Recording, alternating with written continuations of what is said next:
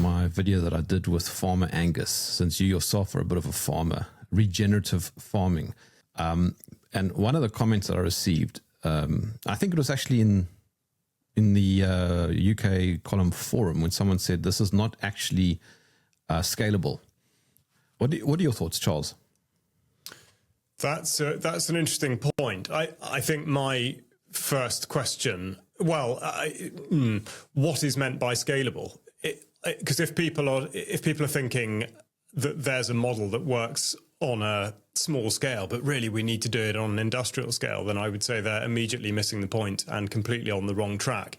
Which is not to say I'm attacking whoever it is that did ask that, but the point with what Angus is doing, what anyone's doing, is that it's got to be situation specific. So his raising of, let's say, cattle, pigs and chickens is going to work for him given the conditions at Spear where he is. But you're going to be finding that somewhere else, those conditions don't present themselves, and therefore you'll have to think differently in terms of the specifics, but the principle should be the same. And I think that's what it's all about here. It's the principle.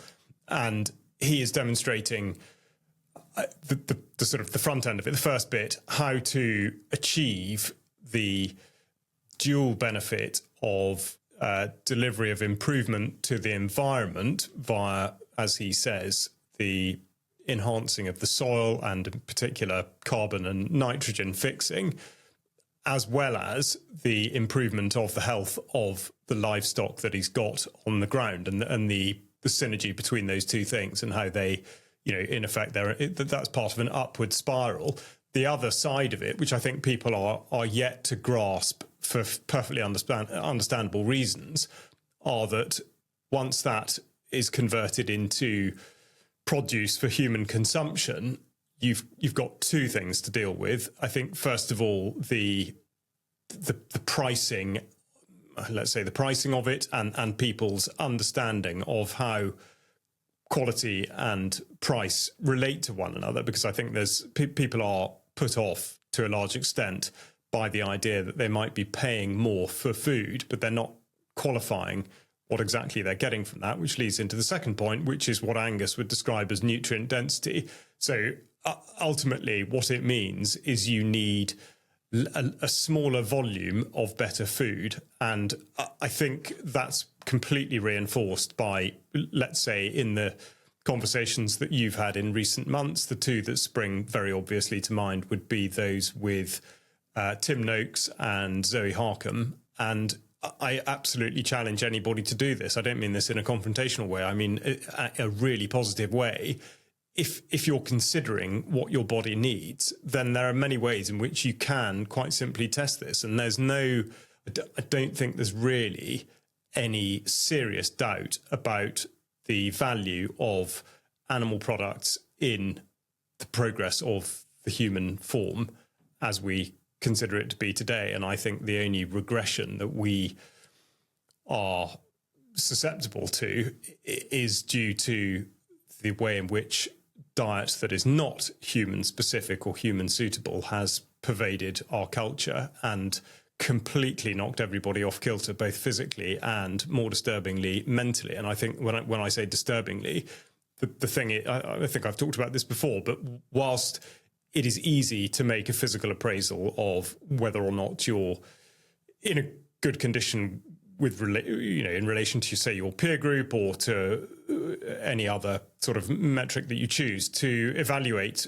mental capacity in an absolute sense is a very, very difficult thing to do, because you don't know what your brain would have been capable of or is capable of until you try. So going back to the question on the scalability, my answer to that would be, yes, it is absolutely scalable, but it does require that whole chain to make sense to everybody that's going to be a part of it. Therefore, Angus's model, which is to put together a system that delivers those benefits at source, literally on the ground, translating through to a better life for the people that are consuming that, and everybody along the way in the the sort of business environment has to make sense, and that can be put anywhere. And this, I mean, I had talked, well, I think I spoke to Angus in a kind of longer interview.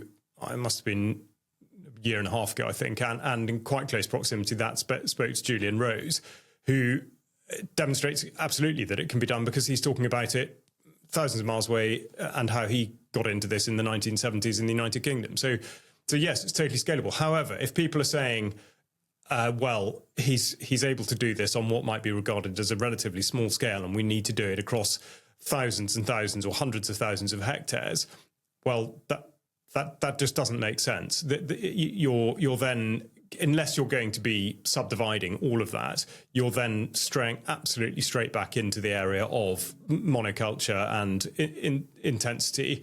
That is what the main big sort of, big farm, big food industries have been doing now for decades, to the detriment of both animals and humans, and of course the environment as it should properly be regarded, as opposed to the way in which it's been hijacked by the unfortunate climate alarmists. So, sorry, not a short answer, but I think it is something that I just consider to be so important, because it is made to seem more challenging and more uncertain than I think it should be. And I think Angus puts it across very, very well. And he's running a business as well. If it didn't work in a country where there's not the degree of, what we have come to call support by way of subsidy, if that doesn't exist in South Africa, which it doesn't, then why on earth would he be doing it? There's a host of issues here, right? So each of our countries now has huge populations. So what is it in the UK at the moment? 60, 70 million. Some are approaching 70 million or something. And those people have to be fed. But the lifestyle choices that we are being encouraged to accept involve entertainment and involve holidays and involve things that we want to spend our money on. We have systematically built a farming industry which is so running on such narrow margins that they are increasingly intensively farming. It's, as Charles said, producing a product which is devoid of the nutrients that we actually need. And so we're having to consume more.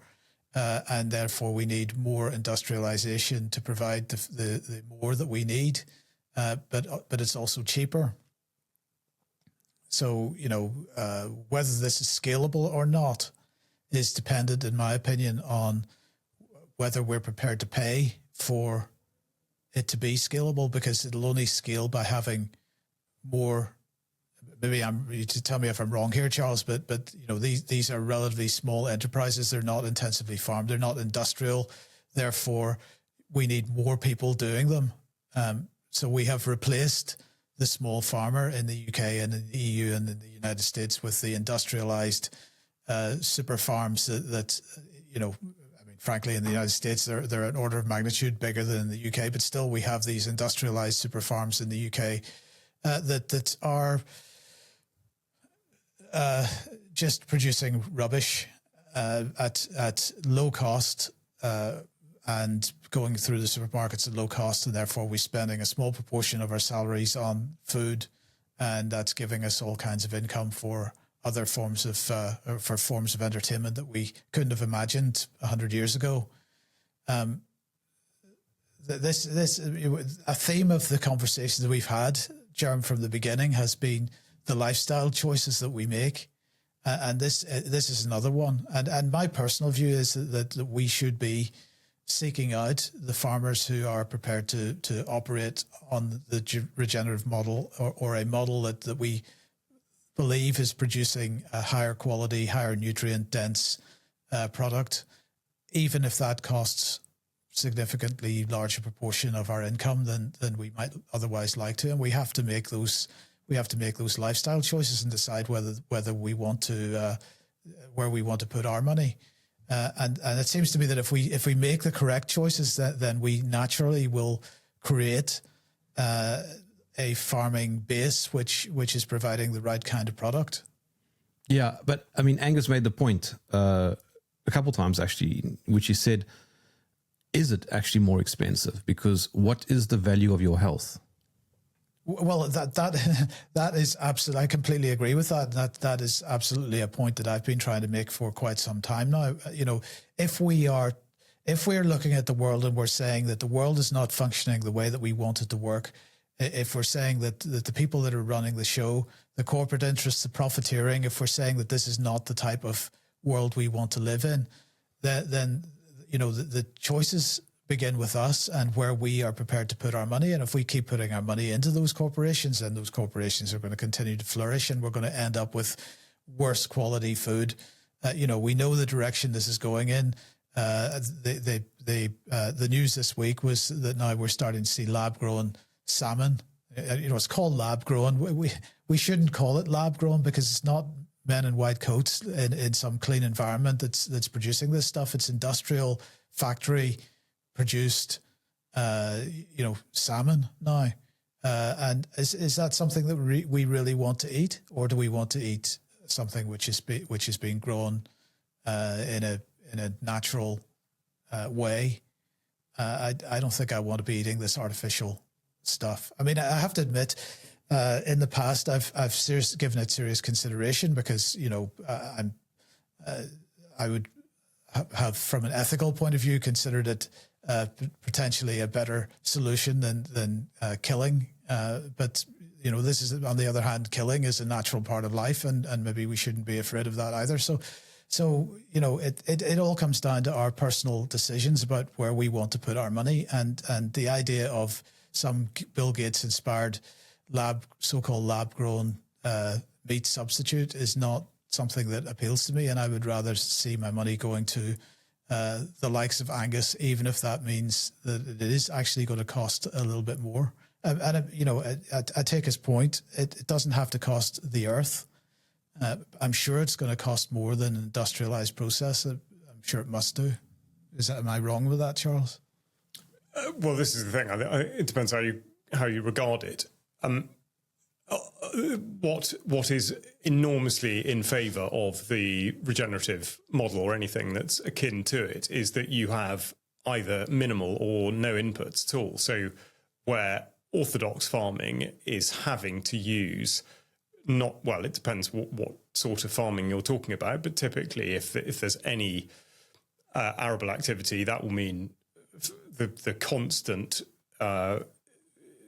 use of fertilizers, pesticides, herbicides, fungicides, all that sort of thing. And that is a very destructive cycle, very obviously destructive cycle. There's no debate about that. Even the people that are doing it realize that they are degrading the very ground that they're trying to ask to produce what it is that they want to try to make money from. I think just going back to where it's gone wrong in a business sense is that on the scalability side of it, the only people that are suited by this model now are the absolutely gargantuan players who are able to rely on very few staff, on a lot of technology, on some very, very clever bits of equipment. I'm not in any way dismissing the incredible development, if that's the right word, of the methods, because it's become a very skilled, very, very efficient process, but that doesn't make it right. However, there's a huge blob in the middle of farms, particularly in this country, and I would put it that this is the case in any country where farming subsidy exists, or indeed where the marketplace is similar to that of the United Kingdom. There are an awful lot of farms occupying the middle ground who have been convinced to try to farm in that way, but they are the wrong size, and therefore it doesn't make sense for them to do it because the margins are far too tight and it can't be made to work, which is why we go back to this subsidy-driven absurdity of people continuing to do the same thing year after year, in many cases actually getting a return that is lower than the cost of all the inputs in the first place, which why would anyone do that? And okay, you might say, well, that's because people have got to do it because they realise they've got to feed the nation. Well, that certainly in the United Kingdom, that I'm afraid is farce, because some farmers might genuinely believe that is a call that they are answering, but the evidence does not point towards that at all. The self-sufficiency / food security figures don't back that up, not even slightly. And also, if there were still any doubt, you only have to look at the uptake of the various environmental land management schemes that have specifically encouraged farmers to take land out of production. So that's a non-starter, but nonetheless, there are an awful lot of people who are trying to make a business model work that they are simply not suited to making work. And to go back to Angus's point about the cost, yeah, I would completely agree with him that the cost is twofold. First of all, if you don't take your health and nutrition seriously, although you might not realize it as it's happening, there will likely come a point where your system starts to do stuff that it wouldn't otherwise do or shouldn't otherwise do. It's then up to you as to what measures you take to correct that. But for the vast majority of people, that means going into a health service, which is only very likely to make things worse for you. And of course, the other great part of, the first part of this cost is not just the cost to you of the limitations you're putting on your own life by degrading your own health, but also the jacking up of the bill for, in our case, the National Health Service, which already consumes £500 million every single day, which is, I would say, absolutely outrageous when one considers what it delivers in return. And the other side of it, which Mike was alluding to, is that, yes, item by item, it might seem to be more expensive to buy food that is produced in this way. But my point is that in actual fact, when you compare the nutrient, what you're able to absorb in terms of nutrients from that particular piece of food, what I would posit is that actually it is either the same or not even as expensive to feed yourself in this way, but it just takes a completely different mindset and indeed way of eating. And the other rather unpalatable detail, but I'm afraid to say it cannot be ignored, because you only need to stand outside a supermarket and just watch people come and go. So statistics are one thing, but just consider the anecdotal evidence. 2/3 of adults in the United Kingdom are overweight, and a third of those are classified as obese.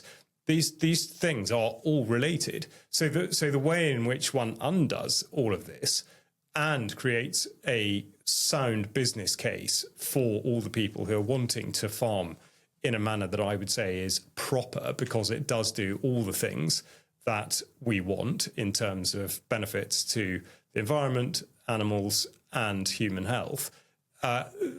All those things could be changed by that, and yet we're still clinging to a system, and indeed having sort of various food strategies proposed, which absolutely only reinforce the status quo with a vague nod to things like human health. So I think there's just a really, really long way to go in terms of understanding. But of course, the industry pressure and the lobbying capability of those that are in control of this is so great that to get these sorts of messages out, or indeed to allow people who want to farm regeneratively, certainly in the sort of the west of the Northern Hemisphere, it's a great challenge. There'll be a lot of obstacles put in your path. And we see that now in terms of policy and legislation in the UK that is deliberately there to not only thwart people who want to do stuff on a smaller scale, and whether that's with regard to selling to the public or how you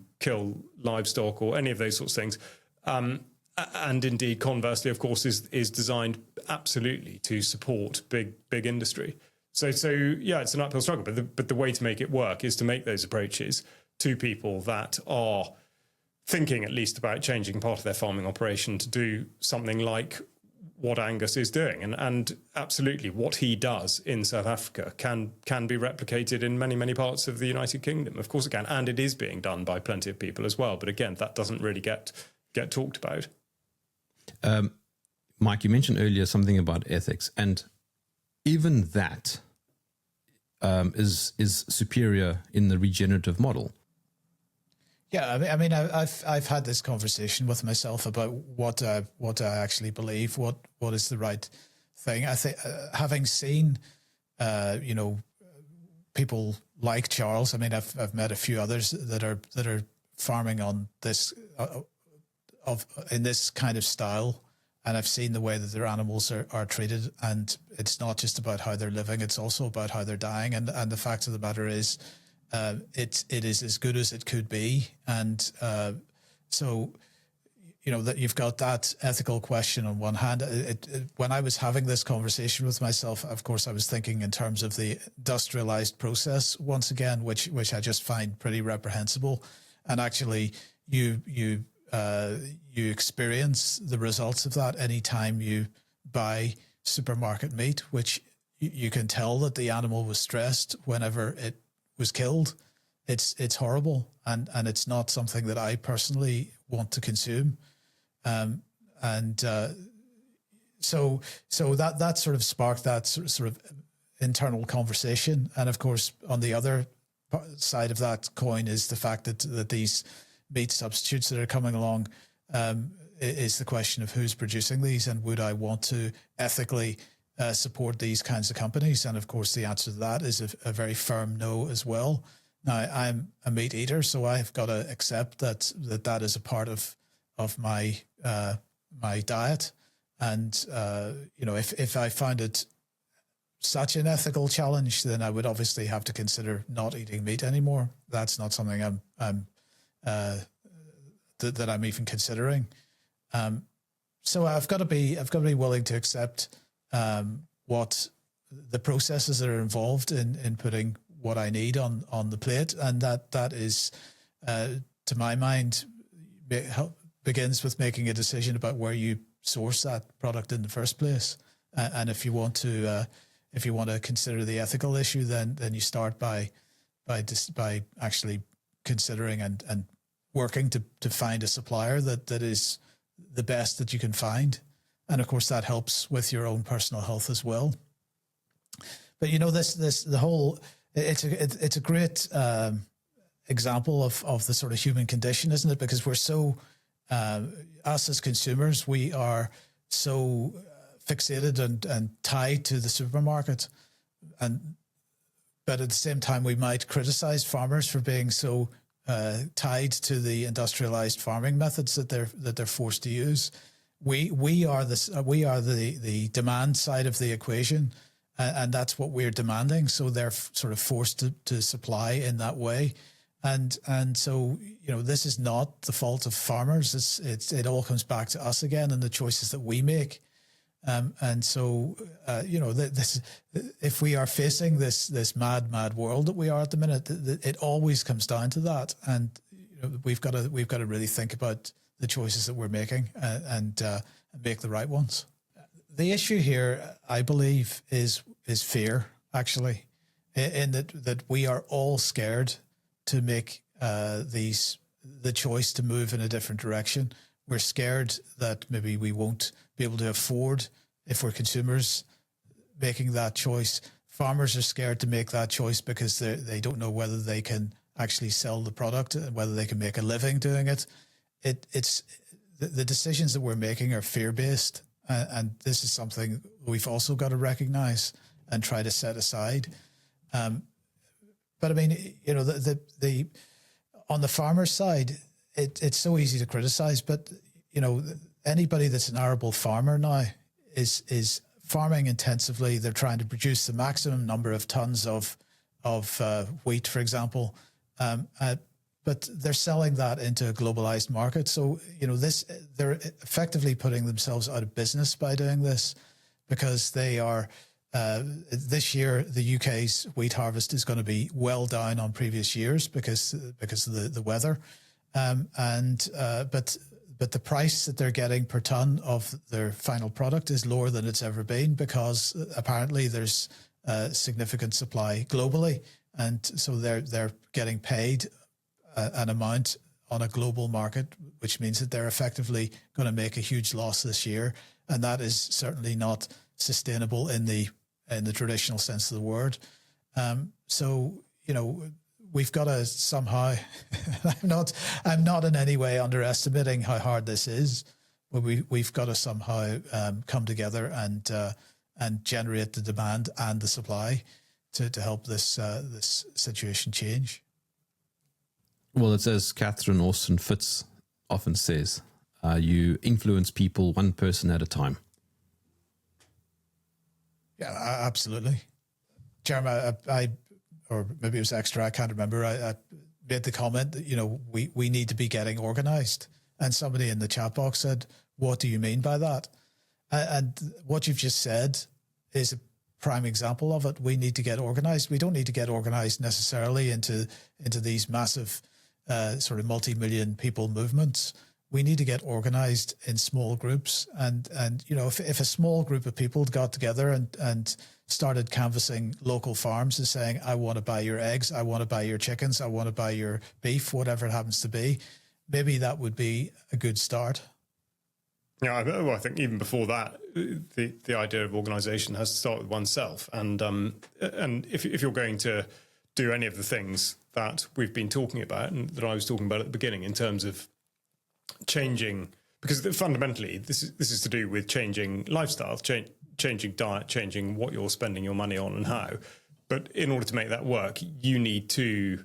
I don't mean this in a preaching sense, but when one does it, one needs to be organised so that you can be sure that you have created your budget accordingly, not just in terms of financial cost, but in terms of how you're going to eat what and when. And I know that sounds terribly simplistic, but I really would suggest, we've just been talking about wheat. This will upset a few people, I dare say, but I don't believe wheat has any part in the human diet whatsoever. And I would apply that to all grains. I think that wheat has wheat, of course, has a secondary benefit in providing straw for purposes that are used with farming of livestock. But again, there are other ways to manage that as well. So ultimately, the vast acreage given over to wheat, I would say, should or could at least be doing something else. But the point is that it's a massive change. And if, as a listener, you are considering all the various times during the day that you eat wheat, and then you think, right, okay, well, if that's not going to be what I want to do from now on for a host of reasons, and I'm not telling people what to do. All I'm saying is that my beliefs are based on, first of all, a lot of research into this and the anthropological side of it, but also on my own experiences, not just with diet, but also with the use of land and how soil responds to being treated either in a pastoral or arable sense. But if, for the sake of argument, if you are going to do that, you need to work out how on earth life is going to work, because it is no small undertaking changing what you eat and how you shop. And so in being organised, rather than immediately running around the place trying to galvanise other people into action, but actually you have to prove to yourself that it does work. And again, I absolutely speak from personal experience. This has been a process that I have gone through. It's obviously such a sort of huge transition, because I have to admit, I, for one reason or another, have never really particularly been into the idea of supermarkets or a lot of the stuff that is on offer that I think frankly shouldn't be. But nonetheless, to get to the point where you think that you are happy doing what you're doing for the reasons stated, either concerning health or the supporting the businesses that you see as doing benefit to the environment and to animals and all the rest of it. And then, and I don't dismiss the ethical consideration. I mean, my view of it in terms of the taking of the life of animals in order to sustain our existence, I have absolutely no issue with, and I dare say there will be some people considering that sounds terribly blasé, but we have been conditioned to be made to feel that we should consider that as a point of conscience. Well, why? Because every time a predator somewhere in a food chain kills whatever it's killing, it does not get presented with that sort of element of consideration, and we don't think anything of it. So yes, in some senses, we should distinguish ourselves as humans, but only to a point.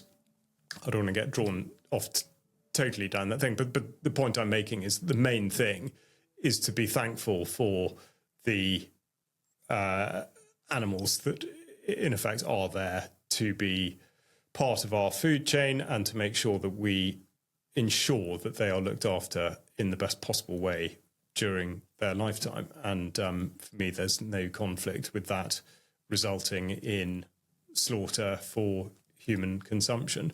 What I would absolutely take an issue with is if there is slaughter that doesn't result in human consumption and the processing of animal products, meats, whatever, for other purposes. But anyway, I don't necessarily want to get drawn down that path. But yes, so in terms of organisation, I think as with so many things we talk about, you before you consider really where you're going to go with it, you have to be absolutely rock solid in your own mind and indeed your own sort of day-to-day system that you know how it's going to work for you before you can start to enthuse and encourage others. And I think, like with so many things, if you are setting the example, you're already living the life, it's much easier for people to then take up that baton or mantle, whatever you call it, because they can see that you're doing it. They can see the benefits that you're getting from it. They can see the benefits that you're putting back into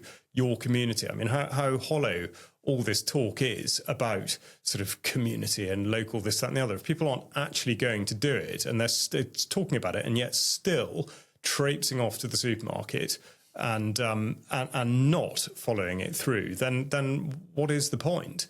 And again, I don't mean to hector anybody, but seriously, we've got to be consistent. We can only rant about the sort of the controlling entities and the corporate this, that, and the other to a certain point if we are not going to deal with the one thing that everybody does every day, which is to eat. And if you're eating in such a way that is quite clearly propping up that system, then why are you still doing it? Would be my question and my challenge. But it shouldn't be too much of a challenge, because the point I'm trying to make is that this is really a positive, because once you do turn that situation around, the benefits are absolutely enormous. But, it's exactly. Mike, people are consumers of dissidence. That's basically what I was about to get onto, because, we talk about... the UK column talks about what's going on in the world. We talk about policies. We talk about the results of policies. And we have an audience which listens to that and consumes that information. And everybody, us included, are saying that this is wrong. But the question is, how do we deal with that? And it's a very common question. Well, what do I do about it? And of course, everybody's waiting for somebody else to come along and solve the problem. But this extends what Charles has just said.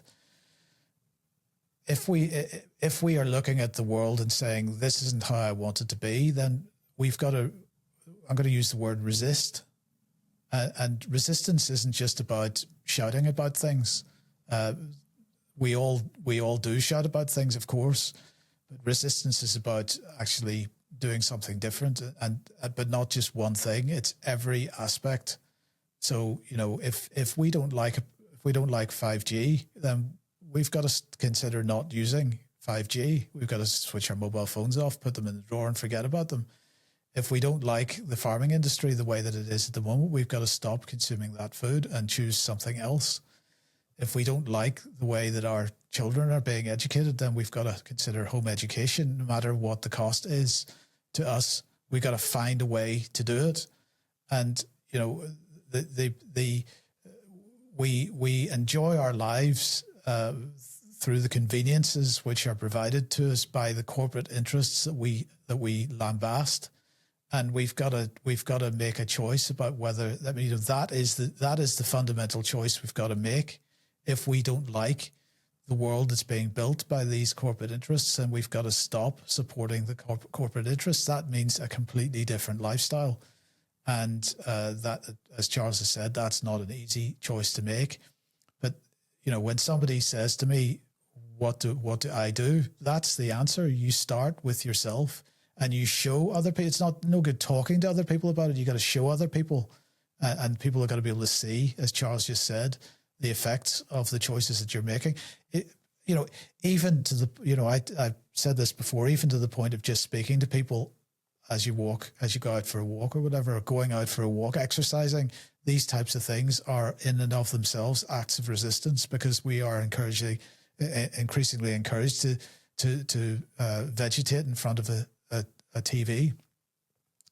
Don't, and it's just choices. That's how we deal with this situation. Reject it and live a different lifestyle. And I'm not, as same with Charles, I'm not telling anybody what to do or suggesting that it's an easy thing, but we've got to remove the demand for convenience. Also, I think people overcomplicate these things, Mike. It's not that complicated. Just when you go buy food today, think about where you are going to buy food. It's as simple as that. I mean, yes and no. I mean, I'm not going to underestimate how hard it can be to find someone who's willing to first of all, finding someone who's producing the food of a quality that we're talking about here. Second of all, finding someone that's doing that and is willing to sell direct to the consumer, and so on. I mean, this isn't necessarily the easiest thing to do. But you can go to a butcher. Sorry, I'm interrupting, but you can go to a butcher. So I mean, I've done that. That's what I try and do as a priority. Well, you say that, if Jerm, I buy meat. But you say that, but our butcher's gone. Our butcher went 18 months ago because he retired and his kids were not interested in taking, right? So it's not necessarily that simple. I suppose. And the old style local butcher doesn't exist in very many cities anymore. Maybe if you're in a smaller town or a village, that you're much more likely to find that. And maybe that's also part of the choice of lifestyle is where you live. That is also not an easy thing to change. None of this is easy, but it's. I believe that this all begins with the rejection of the easy, and considering actually doing things that are hard, and it's hard. Not underestimating it. Yeah. And it comes down to our personal morality and personal ethics, and what we are prepared to accept. But I mean, I've done that. I've tested my own ethics. I, against my better judgment, decided to take a tour of an abattoir, and I actually strongly recommend people do this because it will severely influence the way you think about meat that you consume. Because when you actually see what's going on, it's amazing how the theater of the supermarket has adjusted and has rewired the thinking of the average person. You don't think about where meat comes from beyond the shelf. It's not just the supermarket, it's the whole education system. Kids these days don't even know where milk comes from.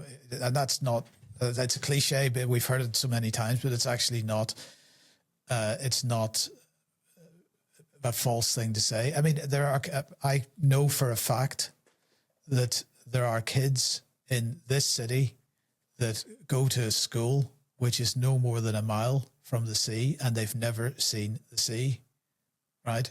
So, kids don't know where their food comes from. It comes out of a packet. It comes out of a container of some kind, and that's going into a whole other area. That is a whole other discussion.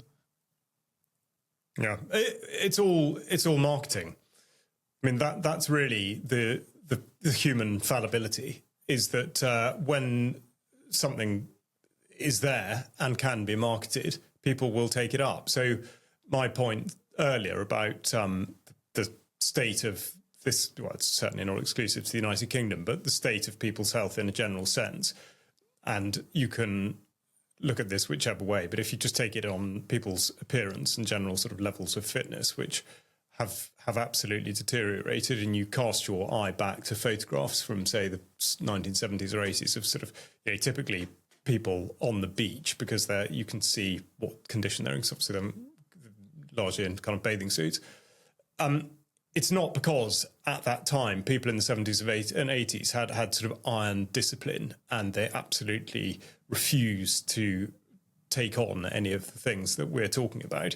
It was just that those things didn't exist in quite the same way that they do now, and they hadn't been marketed. So at that point, people were consuming all the various things that were being marketed at that point, and tobacco is the obvious one. I mean, you finding photographs from, in particular, the 70s and before.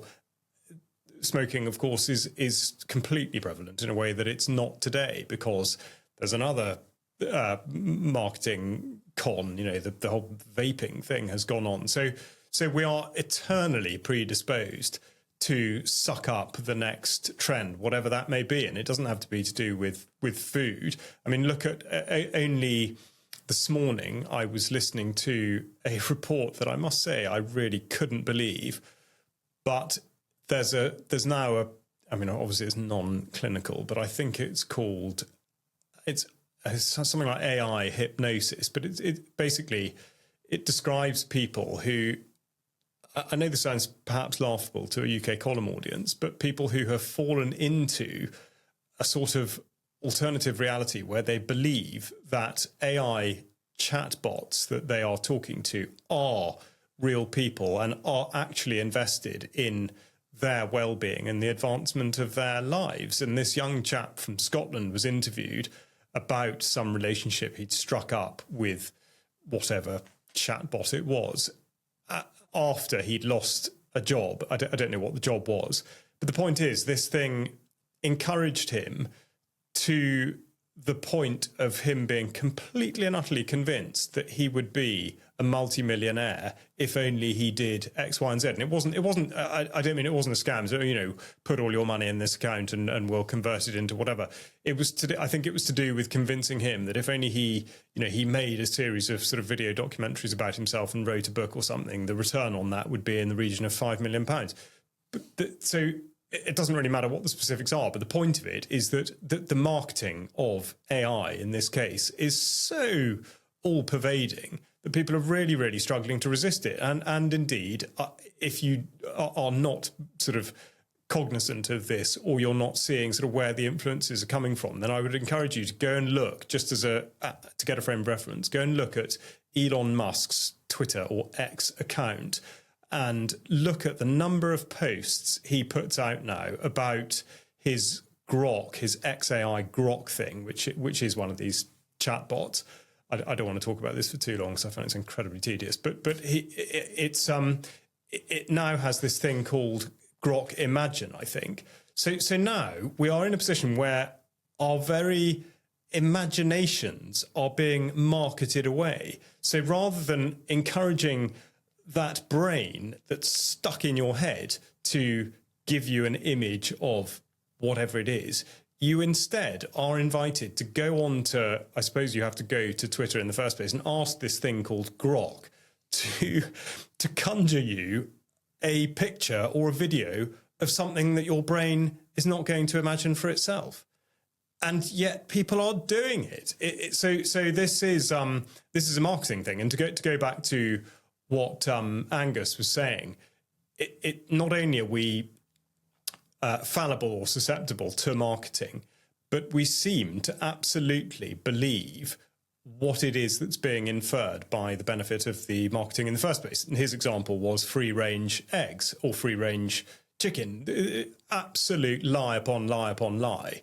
Yes, the idea has been made to suggest that, that's kind of a chicken per acre and they all get books to read and they have a great time. And the reality is absolutely not the case. They are, and they can access Twitter.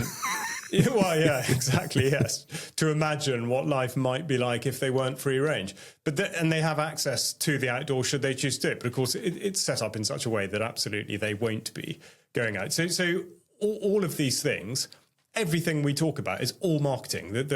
Another sort of, again, news item that keeps coming up now is the closure of banks, and how it's presented in such a way as to be sympathetic to people who want to use banking services. You know, these poor old people who can't get to the bank and don't understand anything, and this, that, and the other.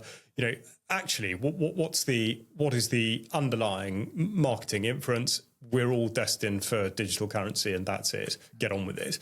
So we have to be able to discern where this marketing stuff is taking us, but also how incredibly gullible, perhaps is a bit strong, but it might be the right word. How gullible we are when it comes to marketing. People really need to evaluate absolutely what it is and look beyond when something is presented as free range or even as regenerative, actually, because Therese Coffey, again, I mean, what a caricature. Therese Coffey, who was the agriculture minister in the United Kingdom a couple of years ago, who is overweight quite considerably, well known for smoking cigars. Okay, that's fine. Kenneth Clark and drag, by the way.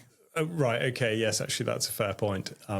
Anyway, but she was absolutely making a case for the use of an extremely deadly herbicide, which I've talked about a lot on UK Column News before, glyphosate. She was making the case that glyphosate was absolutely a critical part of regenerative farming. So again, marketing, regenerative farming has been completely captured, and the efforts of people like Angus are already being willfully subverted in order to further corporate interests. Because guess what? You know, Jeff Bezos, Bill Gates, all those guys are all into this stuff and labeling it regenerative. So we do have to be very, very discerning and very critical about all of this stuff that's presented to us. Here in South Africa, I think it was Woolworths. I might have it wrong. But there was some lawsuit that involved them labeling a whole pile of their products as free range. But what they had done was that they had trademarked the term free range, which no longer means free range. It can mean anything. Which you see that. feeds. Yeah, that's exactly what you're talking about, Charles. Yeah, it is. Yeah. I mean, you see it all the time. You get supermarket brands who, again, trademark names that have farm in the title.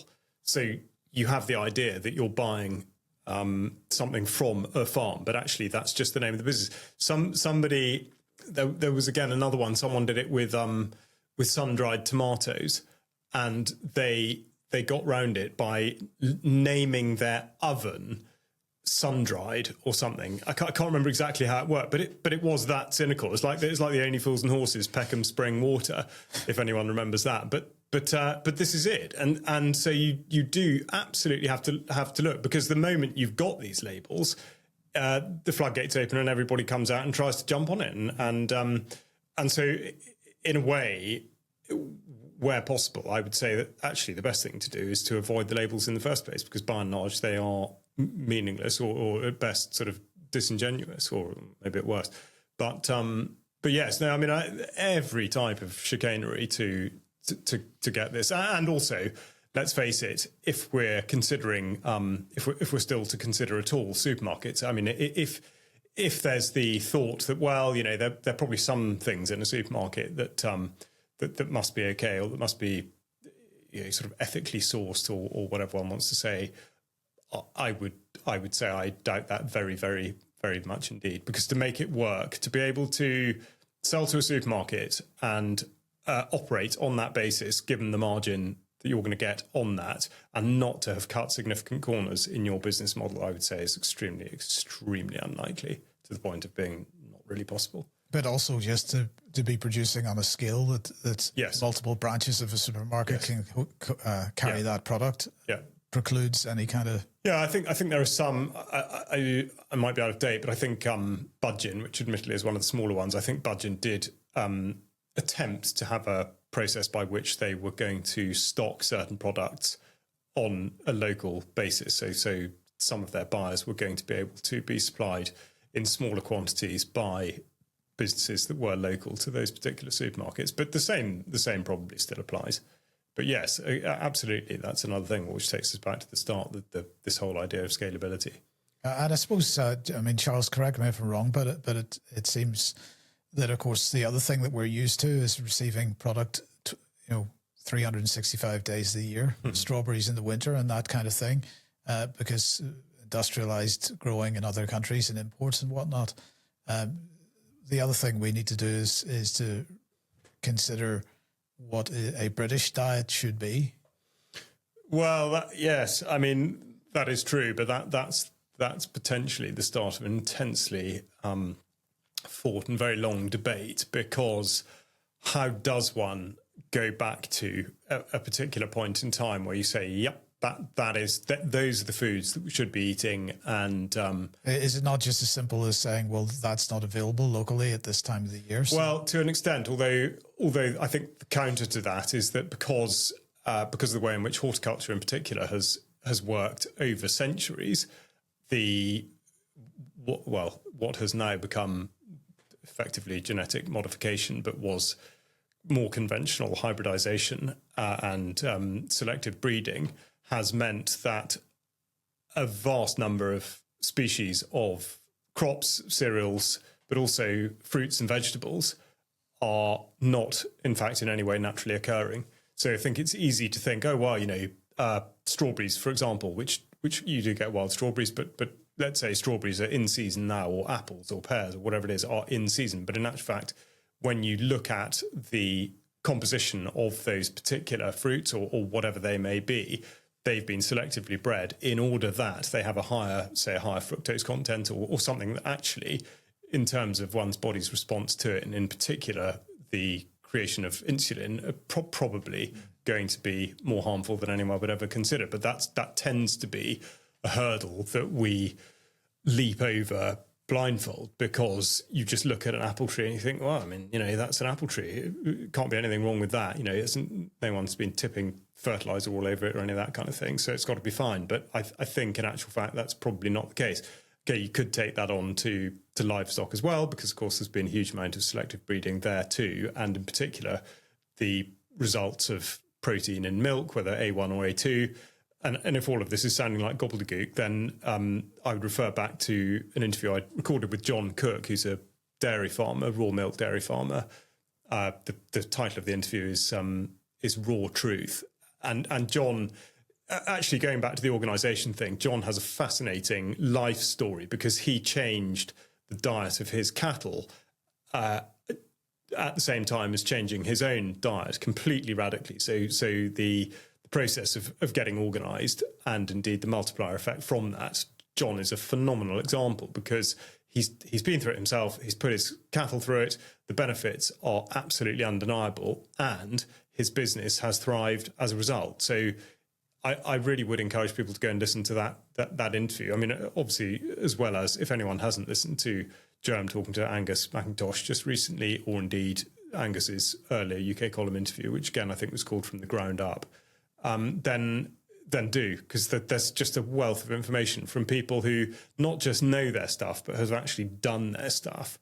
And I think those are great places to start. I wanted to punch the wall when I read some of the comments underneath that interview you did with Angus, a year and a half ago, whenever it was. And it made me realize that there has been such a great psychological operation imposed on the average thinker that they struggle to get past terminology and labels. So the term sustainable has been utterly hijacked. So when Angus talks about sustainable farming, people suddenly get all dismissive and they get funny about this because they think of the UN and, oh, he's a grifter, he's a shill, and all this kind of stuff. And that's why when I used the word sustainable earlier, I said in the traditional sense of the word, because that word, this comes right back to Charles's marketing point. That word has been trademarked effectively.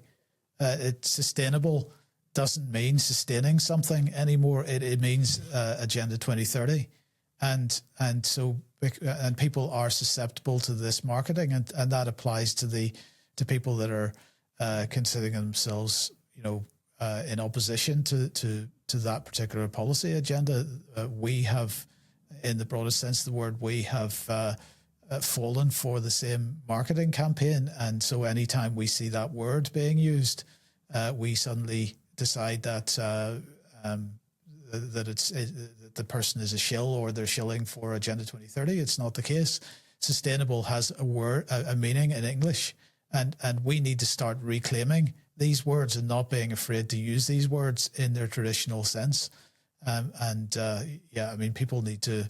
That's one of the things that we all need to do in order to resist this thing, is to not immediately jump to conclusions just because a particular word is used. It's real Beavis and Butthead sort of stuff, and we need to stop that. Totally agree. Yeah. Again, that's all about mental attitude, mindset, all that stuff. You have to. You have to own that. You have to own that yourself. And we probably mentioned it before, but why not? Let's go again. The rainbow. The NHS doesn't own the rainbow, nor do the Pride people. They don't own the flipping rainbow. That is God's creation, and we are privileged to see it naturally occurring in the sky to great dramatic effect when the conditions are right. That's a rainbow. So any of this nonsense that is meant to market a particular idea is secondary. So yes, I think we must try, or at least we must. I would encourage people to try to be less responsive to again what is exactly like Mike describes. It is another marketing exercise. We're supposed to conjure a particular idea of something when we hear the word sustainable. But frankly, we should think about these things in their real terms. So I think it's very important. I'm going to focus on health, and I'm going to go on a comments section diet. I think. Whew, I tell you, you get caught up in that. It's not a rabbit hole. What is it? It's just like this black hole. It just sucks you in. Sometimes it can be, and it is a trap. And but this is another area where we need to resist. We need to resist the urge to post negative comments to each other and wind each other up and so on. It takes us into a bad psychological place. There's a lot of negativity in comment sections everywhere, and but comment sections could equally be used to help people get organized. It's a choice again. All right. Well, I think that's a great note to come in for a landing. Mike and Charles, as always, it's been a pleasure. I'll catch up with you guys next week.